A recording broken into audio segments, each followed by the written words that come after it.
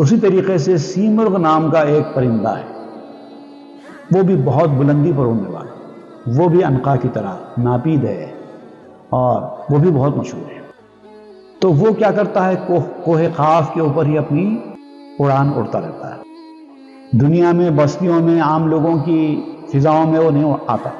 اور دنیا میں لوگ، بستیوں میں لوگ اس کی باتیں کرتے ہیں۔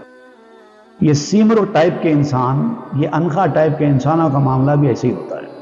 ان کی اپنی ایک الگ دنیا ہوتی ہے، وہ اپنے کام میں رہتے ہیں، بس اپنی دنیا میں جیتے ہیں، اپنا کام کرتے رہتے ہیں، اپنے مقصد کے پیچھے ہی رہتے ہیں، دنیا کے معاملات سے ان کو کوئی واسطہ نہیں، تم کیا کر رہے ہیں کر لو، تم سے ہمارا کوئی واسطہ نہیں، بالکل گوشنشین ٹائپ کے لوگ، لیکن ان کی شہرت بڑی ہوتی ہے، ہر کوئی ان کو جانتا پہچانتا ہے، حالانکہ وہ چھپے ہوئے لوگوں کی۔